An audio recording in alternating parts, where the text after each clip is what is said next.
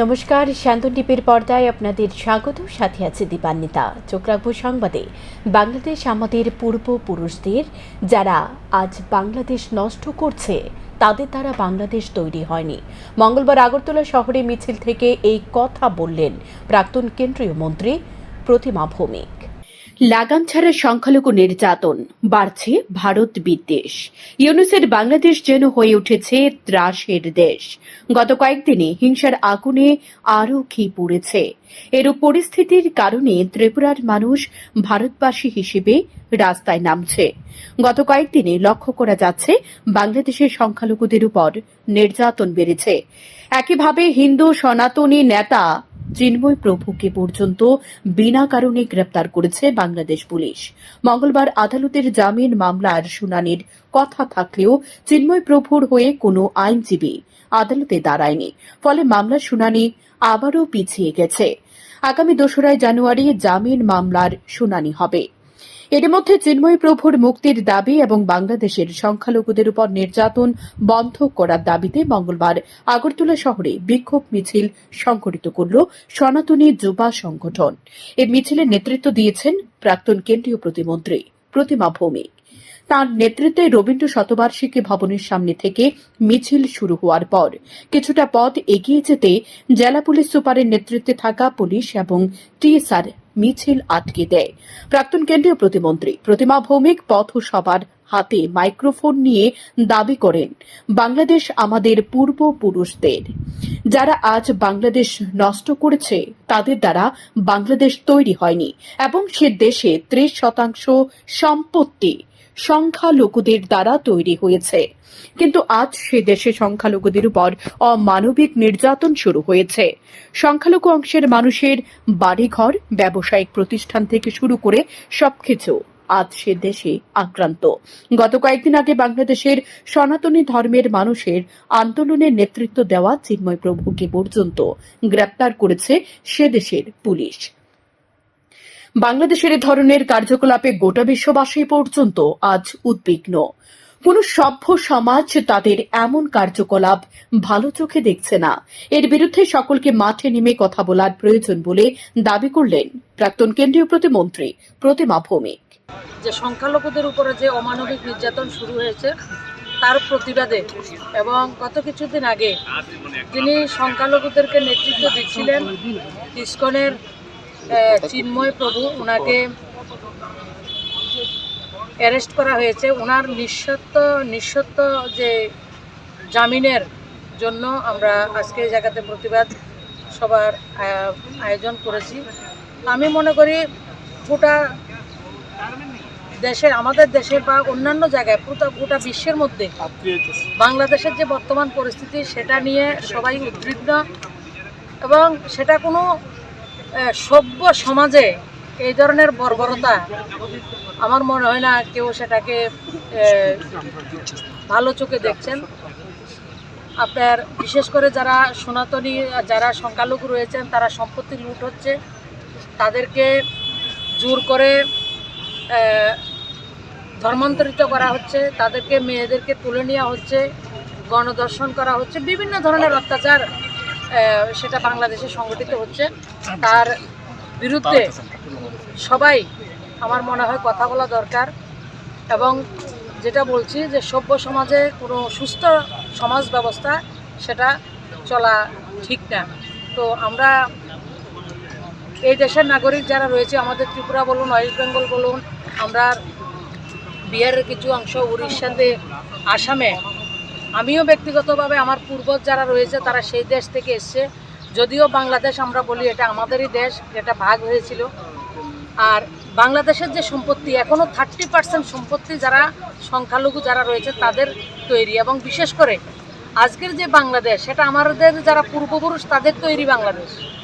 আজকে যারা অত্যাচার করছে তাদের তৈরি বাংলাদেশটা, তারা সেটাকে নষ্ট করছেন। তাই আমরা আজকের দিনে সবাইকে বলবো ওদের পাশে দাঁড়ানোর জন্য, যারা সংখ্যালঘু রয়েছেন তাদের সুরক্ষার দাবি এবং চিন্ময় প্রভুর নিঃশর্ত জামিনের দাবি আমরা এই জায়গা থেকে করছি।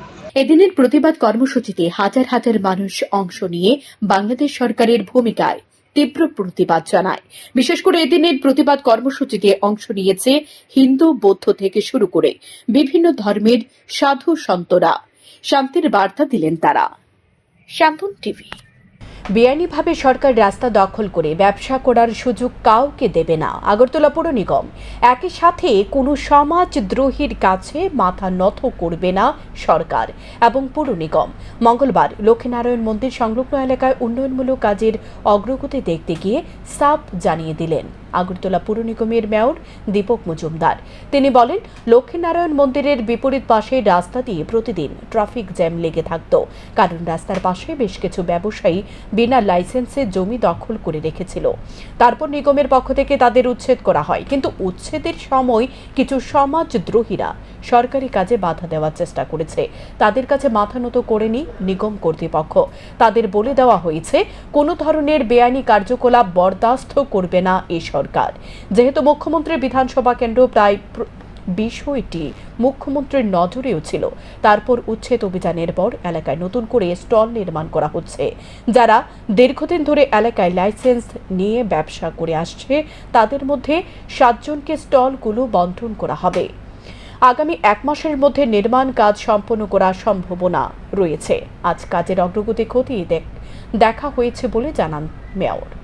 আগে ছিল যারা স্থায়ীভাবে এখানে ব্যবসা করতেন, তাদেরকে দেওয়া হচ্ছে আমাদের মার্কেটে কাজ শুরু হয়েছে, এখানে ট্রেন হবে, রাস্তাটা প্রস্তুত করা হচ্ছে, এখানে ট্রাফিক জ্যামের জঞ্জাট তৈরি হয়।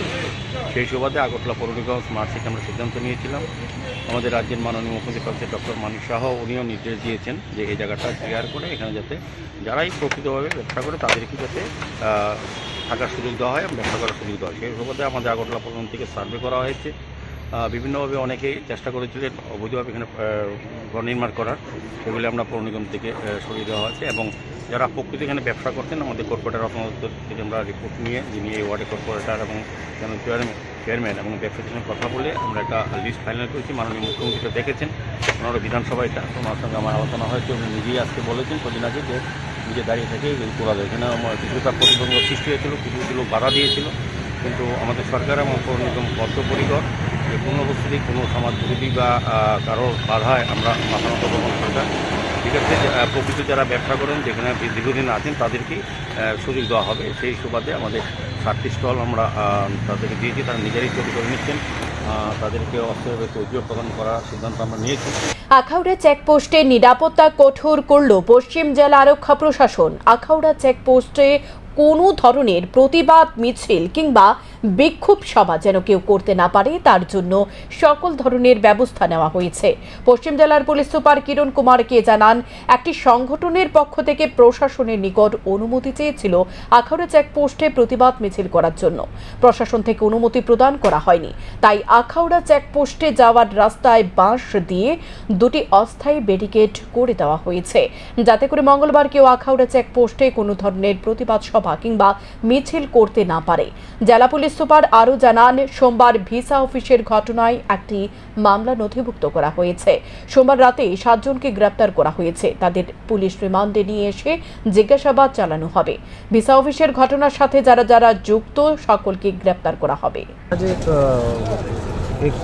एक ग्रुप ने ये कॉल किया है कि बांग्लादेश चलो ऐसा प्रोग्राम बोल के परमिशन के लिए डाला था। हम लोग परमिशन मना किया है, तो उसका बैकग्राउंड में हम लोग एक्स्ट्रा सिक्योरिटी करके 2 बैरिकेड बनाया है इधर अखौरा रोड में। तो जो आईसीपी है उसको सिक्योरिटी स्ट्रेंथन करके कोई भी इधर नहीं आ सकते, इसलिए हम लोग ये 2 बैरिकेड बनाए हैं। कितने दिन रहेगा ऐसा बैरिकेड? नहीं, आज के लिए है, उनका प्रोग्राम आज है। हाँ, वो तो जा रहे हैं, उनको हम डिस्टर्ब नहीं कर रहे हैं। तो ये तो प्रोटेस्टर्स अगर आएंगे तो इसके लिए স্থায়ী নিয়োগের দাবিতে সিপাহীজলা অভয়ারণ্যের মূল ফটকে তালা দিল বনমিত্ররা। হয়রানির শিকার পর্যটকরা। বনমিত্র কর্মীদের বন দপ্তর স্থায়ীভাবে নিয়োগের দাবিতে সিপাহীজলা অভয়ারণ্যের মূল ফটকে তালা ঝুলিয়ে সোমবার সকাল থেকে অনির্দিষ্ট ধর্নায় বসল 720 জন কর্মী সহ তাদের পরিবারের সদস্যরা। তবে দেখা নেই বন দপ্তরের কোনো আধিকারিকদের। বিদেশ থেকে পর্যন্ত পর্যটকরা রাজ্যের এই প্রধান অভয়ারণ্যে এসে প্রশাসনিক দুর্বলতার কারণে প্রবেশ করতে না পেরে চলে যাচ্ছেন। কালিমালিপ্ত হচ্ছে সরকার। খবর পেয়ে ছুটে যায় বিশালগড় থানার পুলিশ প্রশাসন, কিন্তু পুলিশের দুর্বল মনোভাবাপন্ন দায়িত্ব পালনে আন্দোলন দীর্ঘমেয়াদী দিকে এগিয়ে চলেছে। জানা যায় 2021 সালে আগস্ট মাসে বন দপ্তরের উদ্যোগে নির্ধারিত সময়ের জন্য বনমিত্র প্রকল্পে সারা রাজ্য থেকে 720 জন কর্মী নিয়োগ করা হয়।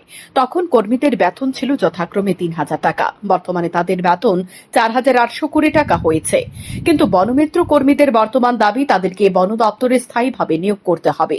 কিন্তু রাজ্য বন দপ্তরের উদ্যোগে পূর্বে যখন তাদের এ চাকরি প্রদান করা হয় তাতে স্পষ্টত উল্লেখ ছিল সেটা কখনোই অন্য প্রকল্পে নেওয়া যাবে না, এমনকি স্থায়ীভাবে নিয়োগ হবে না। কিন্তু সেই সব নিয়ম সম্পর্কে অবগত থেকেও বনমিত্র কর্মী সহ তাদের পরিবার সোমবার সকাল থেকে বনভোজের মরশুমের সিপাহীজলা অভয়ারণ্যের মূল ফটকে তালা ঝুলিয়ে অনির্দিষ্টকালের জন্য ধর্নায় বসে।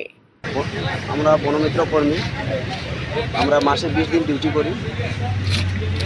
20 দিনের ডিউটি মাসে আমরা 4,840 টাকা পাই, কিন্তু আমাদেরকে 30 দিনই ডিউটি করতে পারি। 30 দিন ডিউটি করার পরেও আমাদের এই টাকা দিয়ে আমাদের সংসার চলে না। তার জন্য আমরা অনেক জায়গাতে অনেকবার গিয়েছি, কিন্তু আমরা কোনো কিছু আমাদের কোনো সুরাহা পাইনি।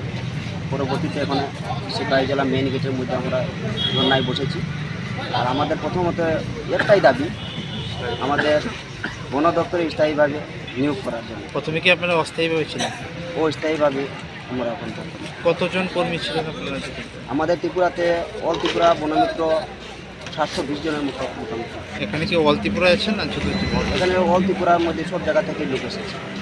এদিকে ঘটনার খবর পেয়ে ছুটে যায় বিশালগড় থানার পুলিশ সহ টিএসআর বাহিনী, কিন্তু বন দপ্তরের কর্মীদের কোনো আধিকারিকদের দেখা নেই ঘটনাস্থলে। অন্যদিকে কোনো রকম ঘোষণা ছাড়াই সিপাহীজলা অভয়ারণ্যের মূল ফটকে বনভোজের মরশুমে তালা ঝুলিয়ে দেওয়ায় বিপাকে পড়েছে পর্যটকরা। বনমিত্র কর্মীদের দ্বিতীয় দিনের এ ধর্নায় কোনো আধিকারিকদের দেখা নেই মঙ্গলবার দুপুর 12টা পর্যন্ত। এ ঘটনায় প্রশ্ন উঠতে শুরু করেছে, কোথায় প্রশাসন? 24 ঘন্টা অধিক সময় অতিক্রান্ত হয়ে গেলেও কেন কোনো ব্যবস্থা গ্রহণ করা হচ্ছে না? এই আন্দোলন নিয়ে প্রতিদিন শত শত পর্যটক রাজ্যের প্রধান এই অভয়ারণ্যে আসে। সরকারেরও আয় হয় এই অভয়ারণ্যের মাধ্যমে, কিন্তু সরকারের পক্ষ থেকে পর্যন্ত বিষয়টি সাধারণভাবে দেখছে। কিন্তু যারা বিদেশি পর্যটক অভয়ারণ্যে এসে ফিরে যাওয়া এবং এই ধরনের হয়রানির শিকার হওয়া কোনোভাবে গ্রহণযোগ্য নয়। শান্তন টিভি। মঙ্গলবার রাজধানীর ক্ষুদিরাম বসু ইংরেজি মাধ্যম বিদ্যালয়ের মাঠে পশ্চিম ত্রিপুরা জেলা ভিত্তিক খেলো ত্রিপুরা প্যারা গেমসের আয়োজন করা হয়।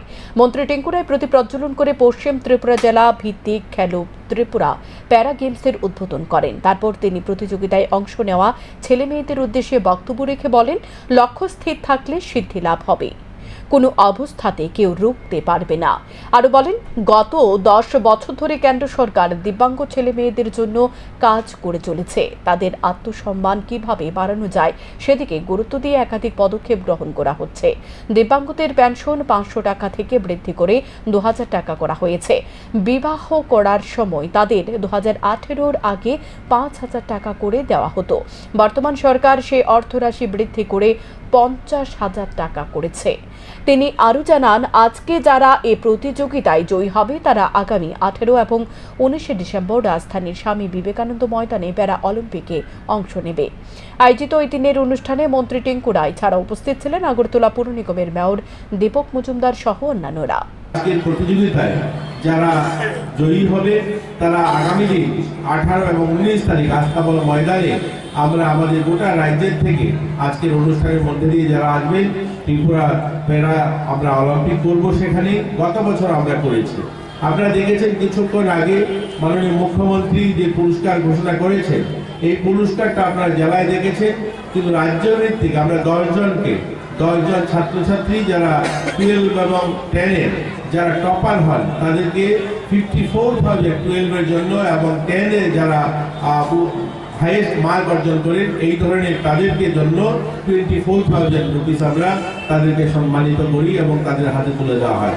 গত বছর আমরা 10 জনকে সেই আমাদের যে প্যারা গেমস হয়েছিল সেখানে আমরা দিয়েছি। এবারও 9 জনের নাম এসে এডুকেশন দপ্তর থেকে ইতিমধ্যে 9 জনের নাম জমা পড়েছে। আমরা তাদেরকে 54,000 টাকা এক একজনকে, আপনারা জানলে খুশি হবেন। শিক্ষা দপ্তরে আমরা এটা দিব্যাঙ্গ ভাইদের জন্য বললাম, বন্ধুদের জন্য, কিন্তু শিক্ষা দপ্তরে এটা প্রথমবার হয়েছে ক্লাস 10 এবং 12 যারা কলেজ করবে তাদের জন্য প্রত্যেক মাসে 5,000 টাকা 100 জনকে দিচ্ছে রাজ্য সরকার। দীর্ঘদিন ধরে উদয়পুর মাতাবাড়ি বিধানসভা কেন্দ্রের অন্তর্গত চন্দ্রপুর কাঠালিয়া এলাকায় পানীয় জল সরবরাহ নিয়ে এলাকার জনগণের মধ্যে অসন্তোষ দেখা দিয়েছে, কারণ নিয়মিতভাবে পর্যাপ্ত পরিমাণে জল সরবরাহ করা হয় না। অবশেষে মঙ্গলবার সকাল থেকে দু ভাইয়ের পরিবারের মধ্যে জল সরবরাহ নিয়ে প্রথমে কথা কাটাকাটি, পরবর্তী সময় হাতাহাতি রূপ নেয়। প্রবীর দের স্ত্রী বলেন, মঙ্গলবার সকালে জল সরবরাহ নিয়ে তার ভাসুরের সঙ্গে কথা কাটাকাটি হয়। পরবর্তী সময় তার ভাসুর লিটন দে, তার স্ত্রী ও ছেলে এবং পাড়ার মাতব্বর সমীর দে, লিটন দের বৃদ্ধ বাবা দুলাল দে ও তার 2 ছেলে প্রবীর দে, সোনু দে ও প্রবীর দের স্ত্রীকে প্রচণ্ড মারধর করে।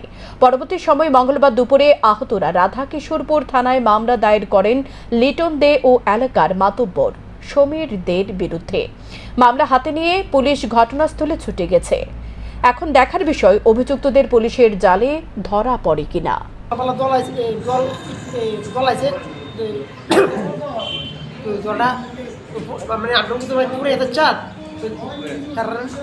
নিচে ভাগ দিয়ে দিচ্ছে জল পড়ানো গিয়ে এবার 8টার সময় জল আছে 1 ঘন্টা জল দিচ্ছে, জল খেতে এবার আমার বৌদি বগাবাই করতেছে, এবার গালাগালি করতেছে, এবার তাক টিকা ইয়েছে আর নিচে দেওয়া ইয়েছে কুদলাটা লিছে কুদলাটা লিয়া এবার আমার জল পাইপ দিয়ে আছে না এবারে খুব দিছে আর বাকুটা থেকে কুদলাটাতে পাইপ দিয়ে খুব দিছে করে, হ্যাঁ আর একবার মোটর একবার কুয়াইছে, এবার কিছু কিছু বাদ করেছে।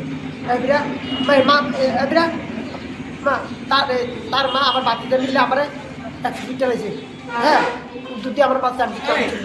এখন তোমার কি মাছ তোমার ভাই? তখন আমার মাছ বাইরে মাছ আমার বড় মাছে কি নাম তোমার বাবার? কি নাম তোমার? কি নাম?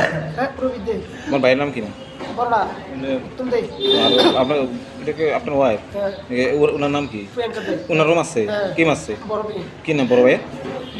লিটন দে। বাড়ি কোনখানে? 3রা ডিসেম্বর বিশ্ব দিব্যাঙ্গ দিবস। এই দিবসকে সামনে রেখে সারা রাজ্যের সঙ্গে গোমতী জেলার উদয়পুর মহকুমার জেলা প্রতিবন্ধী পুনর্বাসন কেন্দ্রের সার্বিক সহযোগিতায় উদয়পুর টাউন হলে পালিত হয় এই দিনটি। গোমতী জেলার বিভিন্ন মহকুমা থেকে দিব্যাঙ্গজনদের উপস্থিতিতে অনুষ্ঠানটি পালিত হয়। উপস্থিত ছিলেন উদয়পুর পৌর পরিষদের চেয়ারম্যান শীতল মজুমদার, গোমতী জেলার মুখ্য স্বাস্থ্য আধিকারিক ডক্টর কমল রিয়া, গোমতী জেলার অতিরিক্ত জেলা শাসক বিনয় ভূষণ দাস সহ বিভিন্ন দপ্তরের আধিকারিকরা ছিলেন উপস্থিত। বক্তারা বলেন, দিব্যাঙ্গজনেরা আমাদের ঘরের ছেলে অর্থাৎ মেয়ে। তারা কোনো না কোনো সময় এই রাজ্যের সুনাম অর্জন করতে পারবে না কে বলতে পারে। সুতরাং তাদের অবহেলা করা মোটেই কোনো মতেই কাম্য নয়। প্রত্যেকে দিব্যাঙ্গজনদের পাশে থেকে তাদের পাশে দাঁড়ানোর জন্য আহ্বান জানানো হয়।